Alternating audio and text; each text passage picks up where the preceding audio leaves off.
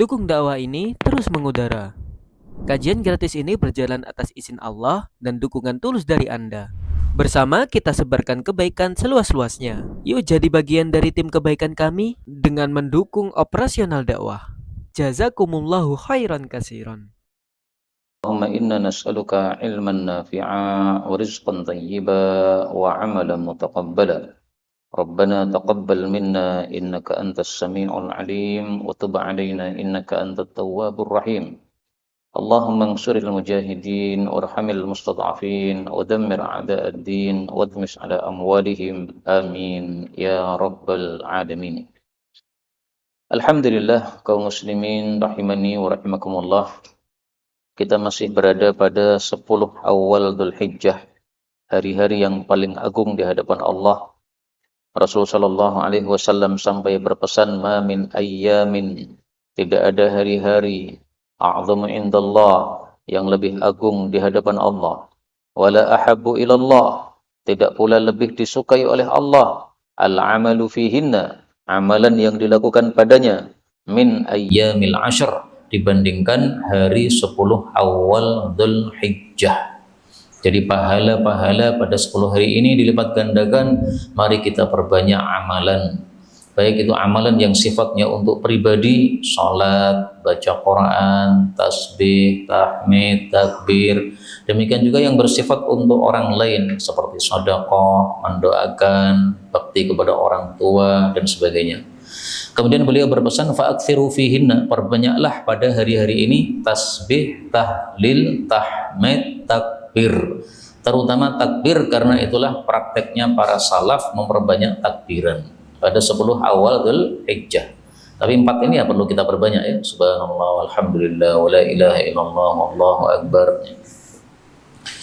Ini sebagai muqaddimah kaum muslimin rahimani wa rahimakumullah. Kemudian silahkan diniatkan mulai hari ini bahwa hari Selasa besok insya Allah kita akan melakukan puasa Arafah. Rasul bersabda, "Siyamu yaumi Arafah", puasa hari Arafah tanggal 9 Dzulhijjah, saya berharap kepada Allah Dia itu menghapuskan dosa selama setahun sebelumnya dan setahun setelahnya. Hadis riwayat Tirmidzi sahih. Jadi 1 hari dibalas 2 tahun. Maka ada yang mengatakan luwe sedina warek rong tahun. Itu memudahkan apa? Masalah ini untuk diingat-ingat. Nah, kalau sudah kita niatkan hari ini, insya Allah sudah berpahala meskipun seandainya kita besok tidak bisa melakukan karena suatu udzur. Yang penting sudah kita niatkan dulu ya, hari Selasanya kita berpuasa Arafah. Insya Allah ta'ala. Kemudian kaum muslimin rahimani wa rahimakumullah, kita masuk pada pembahasan baru yaitu Kitabul Adab. Kitab membahas tentang hadis-hadis adab. Jadi hadis-hadis tentang fikih sudah selesai. Karena fikih kan cuma isinya 4. Ibadah sudah selesai, muamalah harta sudah selesai, usrah atau nikah sudah selesai, kriminal sudah selesai. Nah, ini kitab adab ini hanya sebagai pelengkap. Ini sebenarnya bukan termasuk dari kitab fikih, karena fikih itu enggak membahas masalah adab, hanya membahas masalah halal haram. Ini tambahannya supaya lengkap. Dari mulai hadis nomor 356 sampai hadis terakhir yaitu sekitar 400 hadis, berarti insya Allah akan kita pelajari sekitar 50 hadis. 356 dalam kitab saya bisa jadi berbeda dengan kitab panjenengan. An Abi Hurairah radhiyallahu anhu qala qala Rasulullah sallallahu alaihi wasallam, "Ungduru, lihatlah ila kepada man, orang yang huwa dia itu asfala lebih rendah, minkum daripada kalian, wala tangduru dan janganlah kalian melihat ila kepada man, orang yang huwa dia itu fauqakum di atas kalian. Fahuwa maka hal itu ajdaru lebih pantas, alla tazdaru bahwa kalian tidak meremehkan nikmatallahi, nikmat Allah alaikum kepada kalian." Hadis muttafaqun alaih. Maksud hadis ini adalah kita hendaklah dalam bab dunia itu melihat kepada yang lebih rendah, jangan lihat kepada yang lebih tinggi. Ojo ndangak tapi hendaklah apa? Menunduk. Karena kalau kita menunduk melihat orang yang lebih rendah, maka kita akan bisa mensyukuri nikmat Allah. Maka yang dimaksud di sini asfal yang lebih rendah itu dalam bab dunia, Pak. Misalnya dalam bab apa? Masalah gantengnya, wajahnya, atau kekayaannya, hartanya, atau kendaraannya. Pokoknya bab-bab dunia, lihat kepada yang lebih rendah. Dari mana taunya bahwasanya yang dimaksud yang lebih rendah ini dalam bab dunia? Karena dalam hadis yang lain Rasulullah Shallallahu Alaihi Wasallam bersabda, "Man fuddila alaihi fil mali wal khalqi." Barang siapa yang melihat kepada seseorang yang punya kelebihan di atas dia dalam masalah harta dan dalam masalah rupa, fil mali wal khalqi. Kok enggak muncul hadisnya? Fuddila alaihi. Ini nih, minal mali.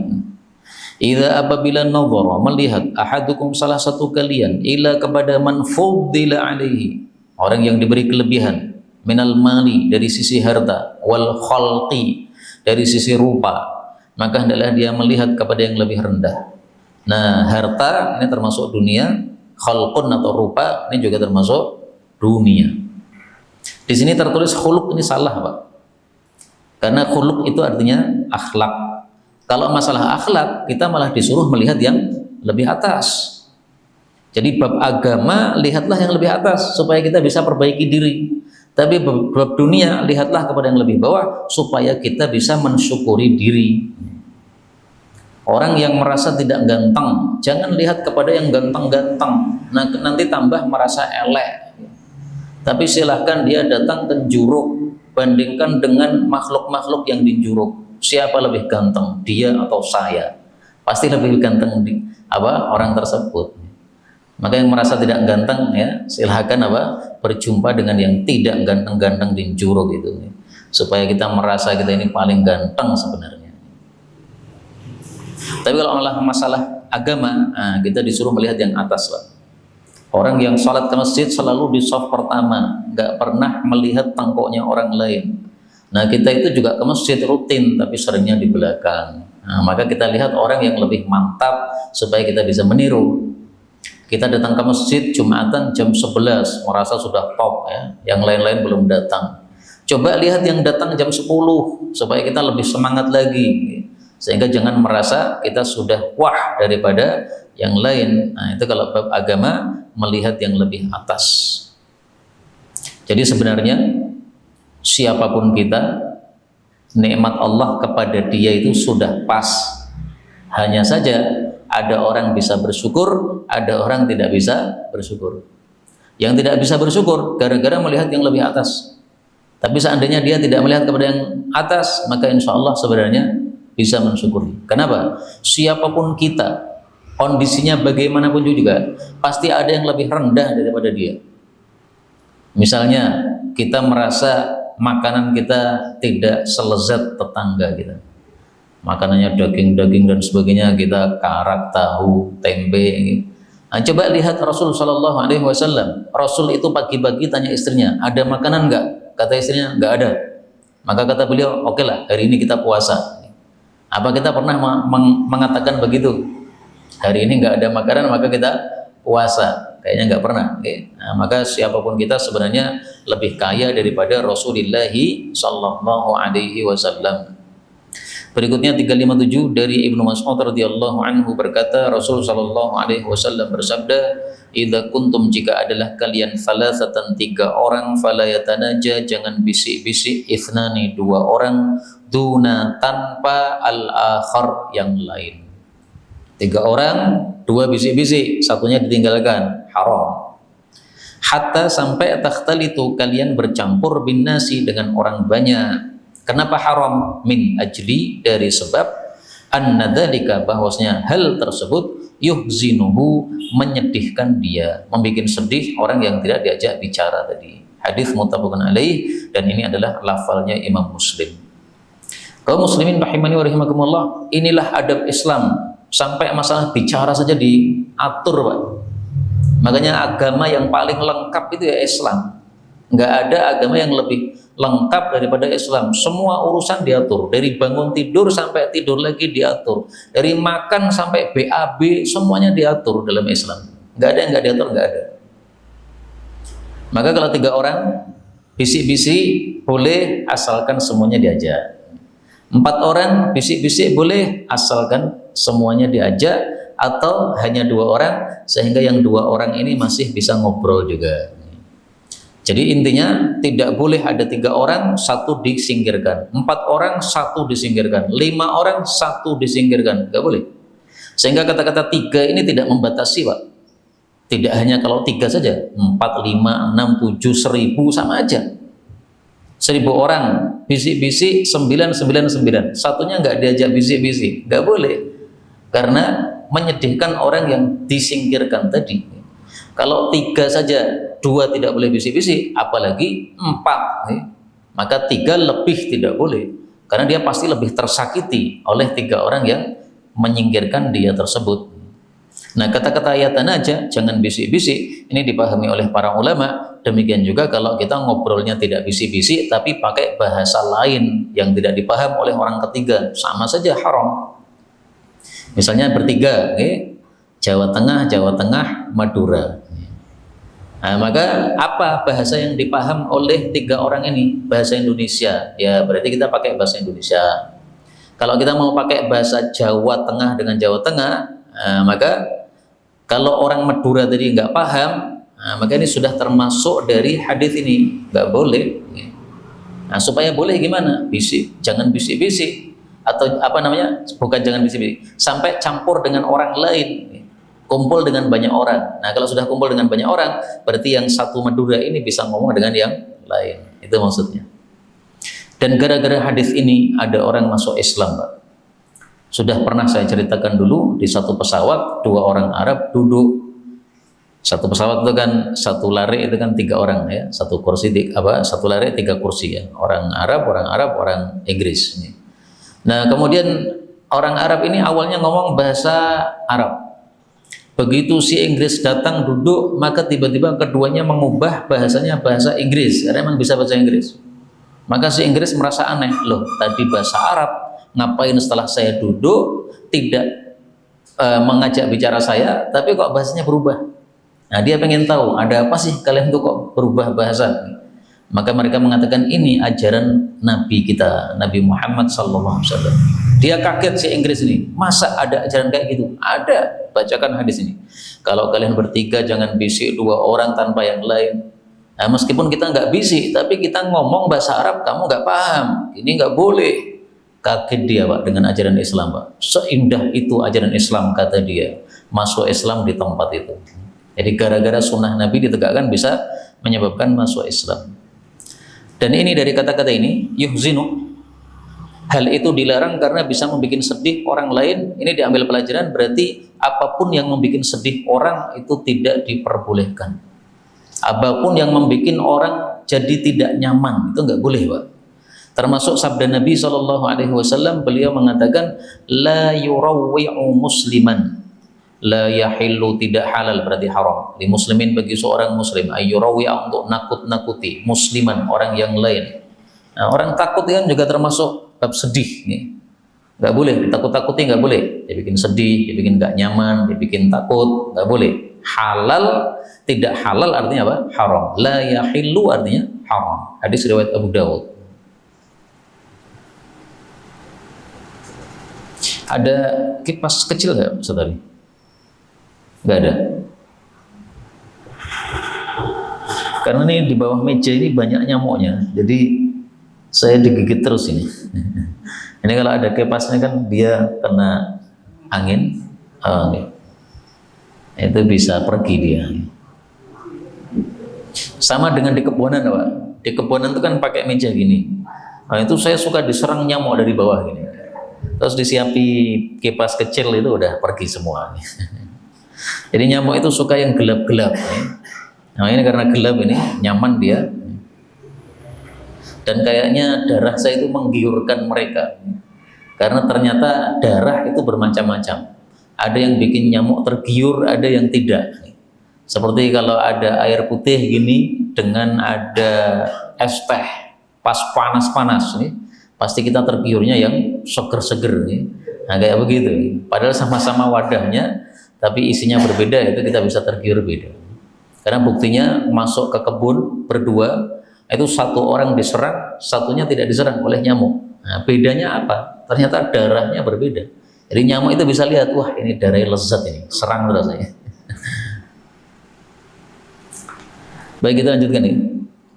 358 dari Ibnu Umar radhiyallahu anhuma, dia mengatakan Rasulullah sallallahu alaihi wasallam bersabda, la yuqimu, tidak boleh memberdirikan, menyuruh berdiri ar-rajul, seorang laki-laki, ar-rajul, kepada laki-laki yang lain, min majlisihi, dari tempat duduknya.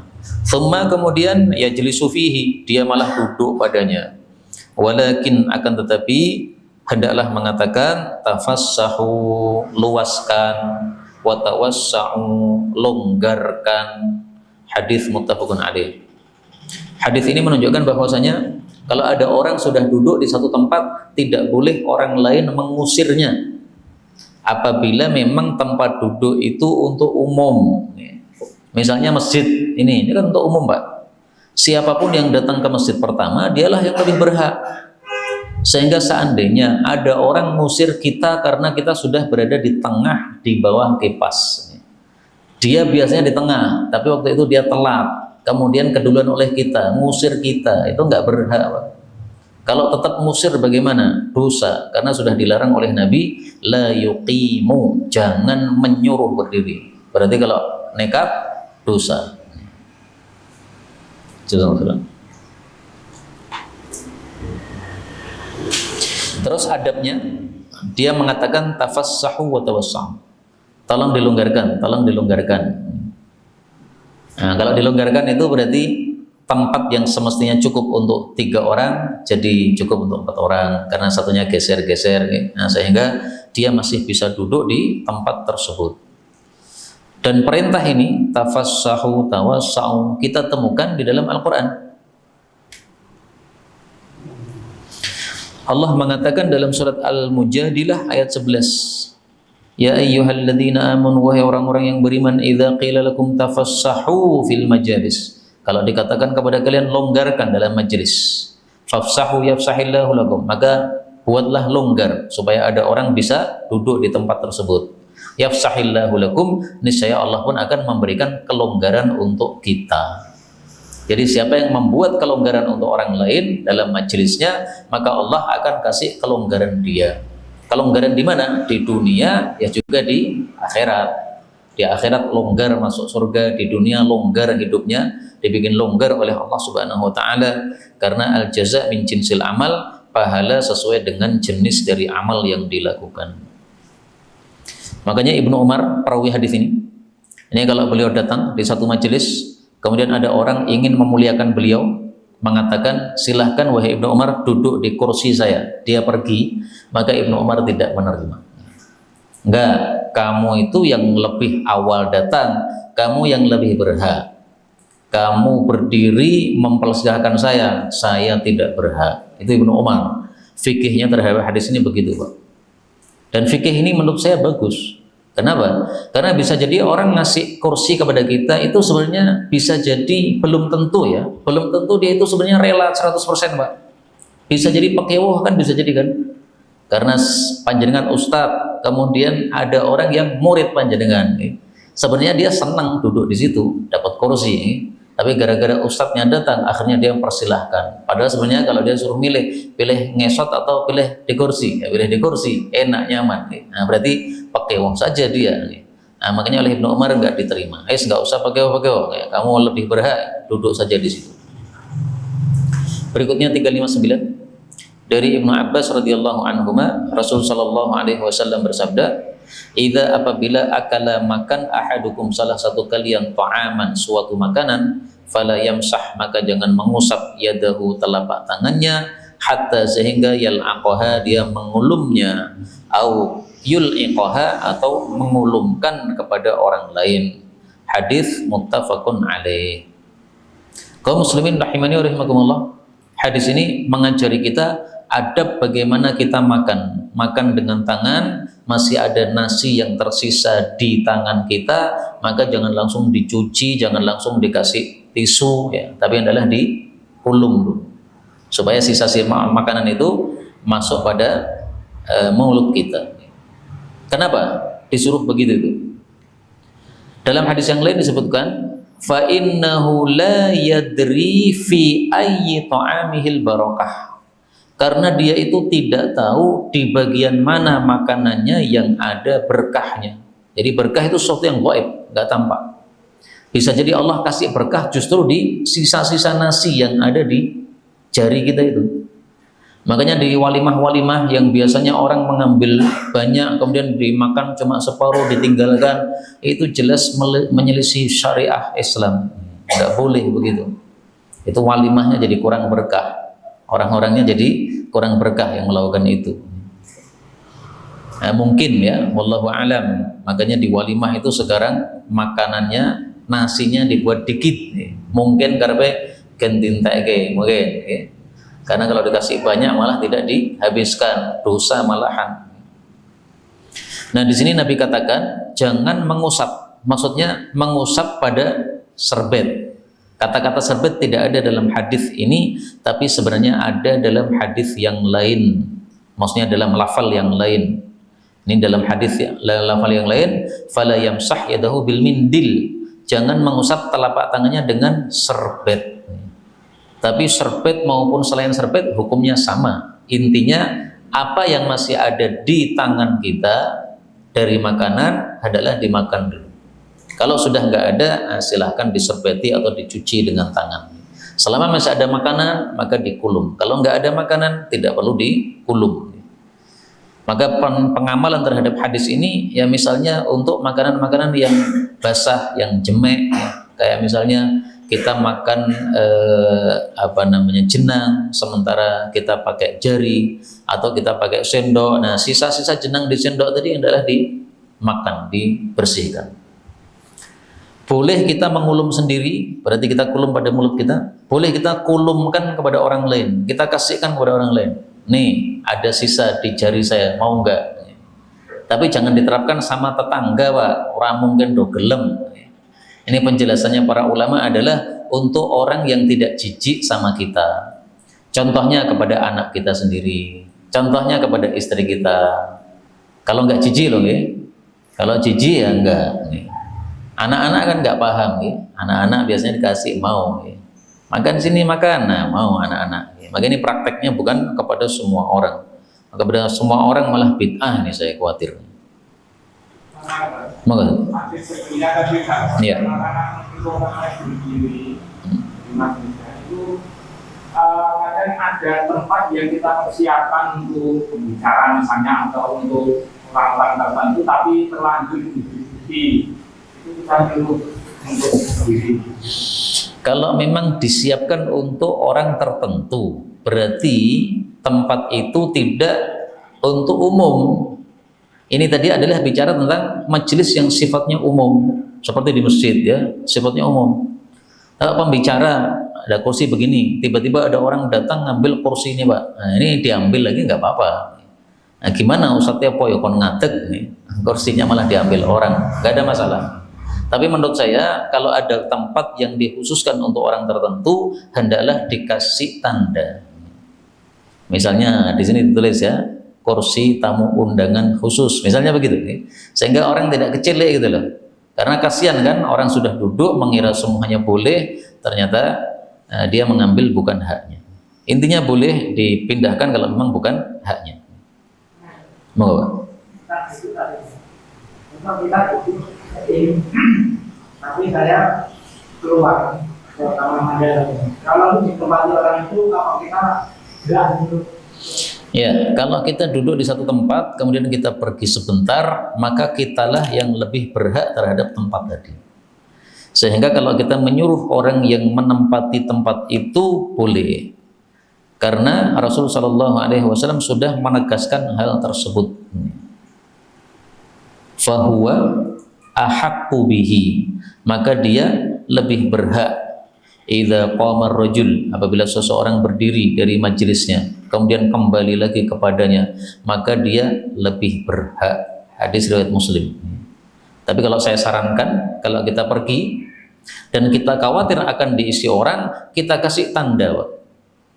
Misalnya Jumatan, Jumatan itu kan soft pertama pasti dipenuhi, soft kedua pasti dipenuhi, baru kemudian belakang. Nah, kalau kita sudah di soft pertama, kemudian kita ingin pipis, kemudian ada orang yang datang mengira itu softnya kosong, dia pasti ngisi, Pak. Nah, daripada nanti bermasalah, maka kasih tanda. Sehingga paling bagus ya kita bawa apalah, bawa sajadah atau bawa apa yang tidak mengganggu orang, atau misalnya kita bawa air minum, nah, maka air minumnya bisa ditaruh di situ, orang melihat, oh ini berarti sudah ada pemiliknya, lebih berhak kita. Kalau kita berikan pun juga boleh. Saya sebenarnya di sini, Pak, tapi karena panjenengan sudah kebacut, silahkan. Nah, boleh, itu juga boleh, terserah. Berikutnya 360 dari Abu Hurairah radhiyallahu anhu, Rasulullah sallallahu alaihi wasallam bersabda, liyusallim, hendaklah salam as-saghir, orang kecil, anak kecil, alal kabir, kepada orang dewasa, wal mar, dan orang yang lewat, alal qa'id, kepada yang duduk, wal qalil, dan yang sedikit, alal katsir, kepada yang banyak. Muttafaqun alaih. Dan dalam riwayatnya Imam Muslim, war raqib, dan orang yang berkendara, alal masyi, kepada yang berjalan kaki. Jadi dalam masalah salam itu supaya tidak rebutan, maka udah diatur oleh Nabi. Anak kecil sama orang gede, siapa yang lebih berhak untuk salam? Siapa yang lebih diwajibkan untuk salam? Itu maksudnya. Yang lebih diwajibkan adalah yang kecil. Kenapa? Kecil ini silahkan memuliakan yang besar. Sehingga murid ketemu dengan guru, nah itu muridnya yang salam. Anak ketemu dengan bapak, anaknya yang salam. Jangan dibalik ya. Anaknya nggak mau salam, bapaknya salam. Ini berarti kurang adab sama bapaknya. Maka ini babnya termasuk, kalau untuk yang pertama ini kecil kepada yang besar, ini babnya termasuk dari ijlal, yaitu memuliakan orang yang lebih tua. Rasul bersabda, inna min ijlalillah, termasuk memuliakan Allah adalah memuliakan orang yang sudah tua yang muslim. Nah, cara memuliakannya tadi kita mulai. Seperti kalau kita berjumpa sesama tangga, kemudian kita mengatakan monggo, nah, itu memuliakan mestinya dari muda kepada yang tua. Nah, tapi kalau umat Islam memuliakannya dengan cara salam tadi. Terus yang lewat kepada yang duduk. Kenapa? Karena orang yang duduk di pinggir jalan itu disuruh untuk ghaddul basar, untuk menundukkan pandangan. Nggak boleh dia duduk di pinggir jalan kemudian melototi orang-orang lewat. Itu nggak sopan, Pak. Nah, sehingga orang yang duduk karena tidak boleh melototi yang lewat-lewat, otomatis yang salam berarti yang lewat. Jadi bukan yang duduk kemudian melototi siapa yang lewat-lewat ini. Nggak ada kayak begitu. Yang ketiga, sedikit kepada yang banyak. Yang keempat adalah yang berkendara kepada yang berjalan kaki. Kita berkendara ketemu dengan orang berjalan kaki. Nah, kalau arahnya sama, berarti kan kita nyalip. Nah, maka karena kita nyalip, kitalah yang lebih wajib untuk salam daripada orang yang kita lewati tersebut. Kalau dibalik, yang salam adalah yang berjalan, itu bisa mengganggu orang yang berkendara. Saya sedang berkendara, kemudian ada orang saya lewati. Kemudian seandainya dia yang wajib salam, mungkin bisa mengganggu saya. Saya mengira, oh dia nyegat saya, pengen bareng. Ternyata setelah saya berhenti, ternyata tidak. Nah, maka supaya tidak terjadi seperti itu, ini salah satu hikmahnya, yang berkendaralah yang salam kepada yang berjalan kaki. Tapi seandainya dibalik gimana? Apakah sah? Sah. Misalnya kita sudah tua, ketemu dengan anak-anak. Anak-anak belum paham salam, ya kita salam saja, nggak apa-apa. Rasulullah juga sering beliau itu salam kepada anak kecil begitu. Ini maksudnya bicara tentang yang wajib. Untuk laki dan perempuan bagaimana? Apabila tidak dikhawatirkan fitnah, maka diperbolehkan antara laki dengan perempuan salam. Karena itu kalau saya pribadi, praktek saya, panjenengan ikut atau tidak terserah, ini cuma praktek saya. Ketemu dengan tetangga-tetangga saya yang satu gang itu, kalau masih muda-muda, saya diam saja. Tapi kalau sudah nenek-nenek, ya saya salami. Assalamualaikum mbak, nggak apa-apa. Kalau mbak saat teke pak, kayak ketemu debok kayak ketemu wong. Nah, tapi seandainya aman dari fitnah meskipun muda, ya silahkan. Jadi intinya bukan di tua mudanya, intinya di aman dari fitnah atau tidak. Aman dari fitnah silahkan, tapi kalau tidak aman dari fitnah jangan. Oh begitu, sebaiknya yang mendahului yang laki-laki atau yang perempuan. Tampaknya kalau yang mendahului yang perempuan itu apa? Kalau sama-sama usianya ya, kayaknya seperti malu ya, perempuan lebih banyak malu. Nah, dalam bab ini mestinya kembalinya ke hadis yang tadi, tua, muda, jalan, duduk, dan seterusnya. Jadi nggak membedakan antara laki dan perempuan. Tapi secara umum perempuan memang lebih banyak malu. Waktu telepon dan Ya. kadang sering bareng Ya. Untuk waktu nelpon, siapa yang lebih awal? Wallahu a'lam. Tapi saya terus terang, kalau saya sedang nelpon, itu dia mengangkat atau tidak itu saya nggak tahu. Taunya kalau dia salam. Nah, sehingga saya lebih suka seandainya saya nelpon orang, dia dulu yang salam, supaya saya tahu bahwasanya dia sudah ngangkat. Karena kalau dia cuma ngangkat diam tok, saya juga nggak tahu loh Pak. Ini sudah diangkat atau belum nggak tahu saya. Karena ketika sudah diangkat atau belum kan nggak ada tandanya kan. Ya sok ada apa berubah suara dikit ya, tapi kadang-kadang juga nggak ada suaranya sama sekali. Nah maka untuk mempermudah menurut saya lebih bagus yang ditelepon itu yang memulai salam supaya yang nelpon paham sudah ada jawaban. Berikutnya 361 dari Ali radhiyallahu anhu berkata, Rasul sallallahu alaihi wasallam bersabda, la janganlah yamshi berjalan ahadukum salah satu kalian fi na'lin wahidatin pada satu sandal. Wal yun'ilhuma, dan hendaklah dia menyandali kedua telapak kakinya jami'an semuanya, atau liyakhla'huma, hendaklah dia melepas dua sandal itu jami'an semuanya. Hadis ini menunjukkan bahwa dalam bab bersandal pun kita disuruh beradab. Adabnya gimana? Dipasangi dua-duanya. Dan kalau dipasangi dua-duanya, hendaklah jangan selen. Maka sandal selen itu menurut saya tidak cantik sama sekali. Karena ada model sekarang sandal dibuat selen itu Pak, sengaja. Kanan merah, biru, sampingnya. Nah itu tidak sesuai zahir dari hadis ini yang menyuruh untuk disamakan, sama-sama disandali, maka berarti juga sama-sama sandal tersebut sifatnya. Kemudian kata-kata ini, la yamshi, jangan berjalan dengan satu sandal. Ini larangannya haram atau makruh. Menurut Al-Imam Ibnu Umar, ini larangannya hanya makruh. Kenapa? Karena dalam bab adab saja. Ini kan dalam bab adab ya. Jadi secara umum ada kaidahnya mengatakan an-nahyu, larangan, fil adab, dalam bab adab, lil karahah, menunjukkan makruh saja. Maka pernah Ibnu Umar itu pakai satu sandal karena satunya jebat. Jadi satunya diperbaiki sambil satunya masih berjalan terus. Tapi lebih bagus tetap dua-duanya dilepas. Jadi maksud saya fikihnya Ibnu Umar tadi itu memahami hadis ini hanya makruh. Tetapi tetap lebih baik kita taat kepada hadis ini meskipun larangannya hanya makruh saja. Kemudian kata-kata wahidah ini pakai tak marbutah, ini berarti muannas. Sementara dalam hadis yang lain wahidin tidak pakai tak marbutah berarti mudzakkar. Nah, maka dalam bahasa Arab itu ada kata-kata yang bisa dibuat mudzakkar, bisa dibuat muannas. Na'lin itu bisa mudzakkar, bisa muannas. Ini yang paham, belajar bahasa Arab paham. Kemudian di sini ada kata-kata yun'il, menyandali, berarti humanya kembali kepada kaki, kakinya disandali. Yakhla'huma, melepas, berarti humanya kembali kepada sandal. Jadi yang pertama kembali ke telapak kaki, telapak kakinya adalah disandali. Yang kedua kembali kepada sandal, sandalnya adalah dilepas. Makanya Imam Nawawi berpendapat riwayatnya Imam Bukhari lebih bagus. Karena riwayatnya Imam Bukhari bukan yakhla' tapi liyuhfihima. Apa artinya? Liyuhfihima, hendaklah dia menyekeri keduanya, menyekeri kedua telapak kakinya.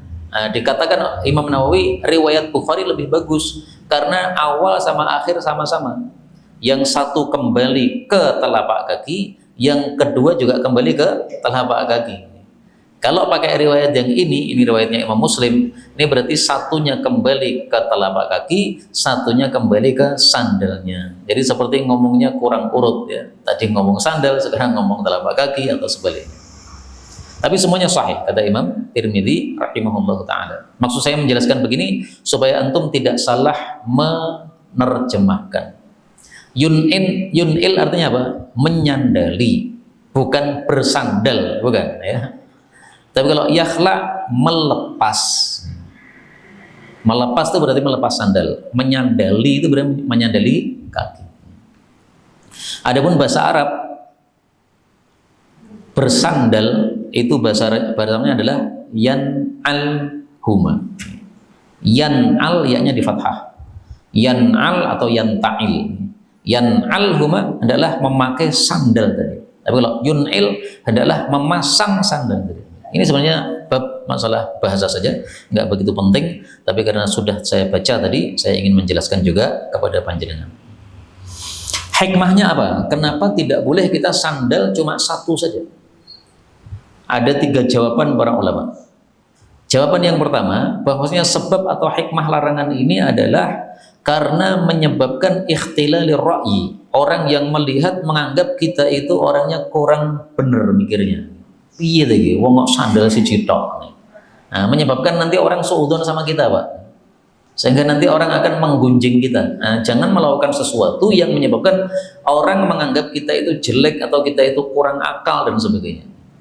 Alasan yang kedua, hikmah yang kedua, karena kita itu berarti lam ya'dil. Kita tidak adil kepada anggota tubuh kita. Kepada yang kanan dikasih sandal, kepada yang kiri enggak dikasih sandal. Enggak adil, enggak boleh. Meskipun kepada tubuh kita sendiri harus adil. Jadi adil itu tidak hanya kepada orang lain, kepada diri sendiri pun juga harus adil. Kemudian alasan yang ketiga, nau'u syuhrah. Kata Ibnu Jauzi, ini orang melakukan sesuatu yang ingin tenar. Nah, tidak boleh kita melakukan sesuatu yang supaya kita viral, supaya kita tenar, enggak boleh. Kemana-mana tanpa sandal supaya viral bahwa ini orang tanpa sandal, nggak boleh. Kemana-mana pakai jaket padahal panas siang-siang supaya terkenal, nggak boleh. Jadi supaya terkenal itu nggak boleh, Pak. Jangan suka orang apa untuk menampilkan dirinya supaya terkenal padahal tidak ada perlunya sama sekali. Berikutnya 362. Dari Ibnu Umar radhiyallahu anhuma, dia mengatakan Rasul sallallahu alaihi wasallam bersabda, la yangdurullah, Allah tidak melihat ila kepada man, orang yang jarra menyeret thawbahu, bajunya, khuyala, dengan sombong. Hadis muttafaqun alaih. Maksudnya menyeret ini adalah menyeret sampai ke tanah. Jadi celana kita terlalu panjang, sarung kita terlalu panjang sampai ngelengsreh ke tanah, itu enggak boleh. Hukumnya apa? Haram. Dari mana taunya? Dari kata-kata la yangdurullah. Allah tidak melihat dengan pandangan rahmat, berarti maksudnya Allah murka kepada orang tadi. Nah, sudah sering saya ulang-ulang bahwasanya tanda dosa besar salah satunya dimurkai oleh Allah Subhanahu wa taala. Nah, maka di sini Allah tidak melihat, maksudnya melihat dengan penglihatan rahmat ya, tapi melihatnya dengan penglihatan marah kepada orang tersebut. Kemudian para ulama berselisih pendapat. Apa maksud kata-kata khuyala, sombong ini? Sebagian berpendapat, kalau kita itu bajunya ngelengsreh tapi tidak sombong, maka nggak apa-apa. Yang dilarang adalah kalau sombong. Jadi kalau pakai sombong haram, kalau tidak pakai sombong makruh saja. Tapi pendapat seperti ini kurang kuat. Pendapat yang lebih kuat adalah mau ada rasa sombong ataupun tidak, perbuatan itu sendiri sudah termasuk kesombongan sesuai sabda Nabi. Beliau mengatakan wa iyyaka wa isbalal izar, jangan menjuraikan sarung, fa inna isbalal izar minal makhilah, karena menjuraikan sarung itu sudah termasuk kesombongan. Jadi nggak bisa kita mengatakan saya isbal, saya sarungnya panjang sekali tapi tidak sombong, nggak bisa. Itu sudah divonis oleh Nabi sebagai kesombongan. Maka kata-kata khuyala ya, sombong ini untuk menegaskan bahwasanya perbuatan yang kamu lakukan itu adalah perbuatannya orang-orang yang sombong. Meskipun dalam hati kita tidak ada niatan untuk sombong, itu sudah tingkahnya orang sombong. Ini yang dapat kita pelajari, benarnya dari Allah Subhanahu wa taala. Kalaupun ada salahnya, fa astaghfirullahal azim li wa lakum. Insyaallah kita lanjutkan di waktu yang lain. Dukung dakwah ini terus mengudara. Kajian gratis ini berjalan atas izin Allah dan dukungan tulus dari Anda. Bersama kita sebarkan kebaikan seluas-luasnya. Yuk jadi bagian dari tim kebaikan kami dengan mendukung operasional dakwah. Jazakumullahu khairan kasiron.